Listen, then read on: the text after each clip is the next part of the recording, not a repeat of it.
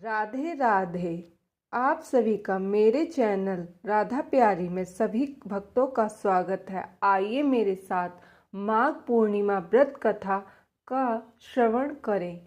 पूर्णिमा व्रत कथा। सनातन धर्म में इस पूर्णिमा का विशेष महत्व माना जाता है। इसे माघी पूर्णिमा भी कहते हैं।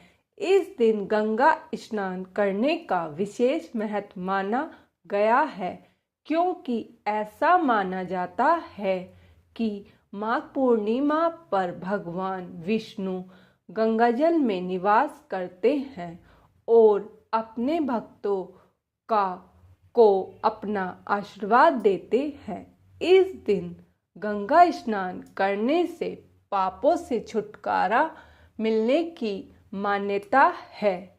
पढ़िए माघ पूर्णिमा की व्रत कथा।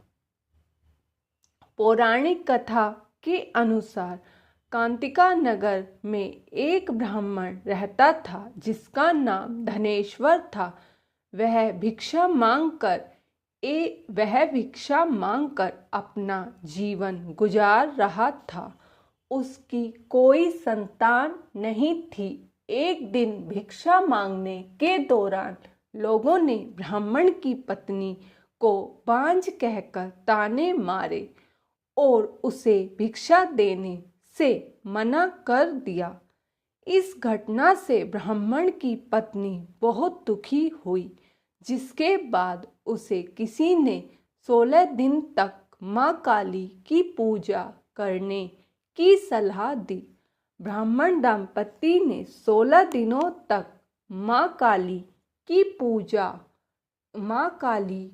पूजा की। दंपति की पूजा से प्रसन्न होकर 16वें दिन माँ काली साक्षात प्रकट हुई और उसे गर्भवती होने का वरदान दिया।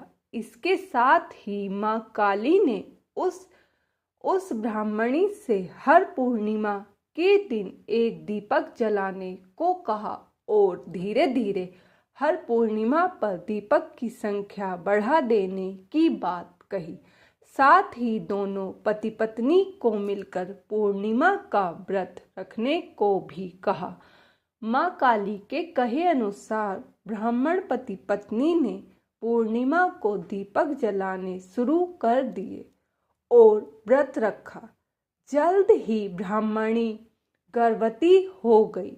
कुछ समय बाद ब्राह्मणी ने एक पुत्र को जन्म दिया। दोनों ने अपने पुत्र का नाम देवदास रखा, लेकिन देवदास की उम्र अधिक नहीं थी। देवदास के बड़े होने पर उसे मामा के साथ पढ़ने के लिए काशी भेज दिया गया। काशी में दुर्घटनावश धोखे से उसका विवाह हो गया।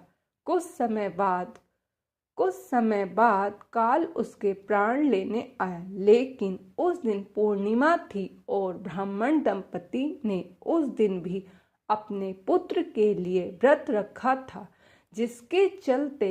जिसके चलते काल ब्राह्मण के पुत्र का कुछ नहीं बिगाड़ पाया। इस तरह पूर्णिमा के दिन व्रत करने से श्रद्धालुओं को सभी कष्टों और संकटों से मुक्ति मिलती है।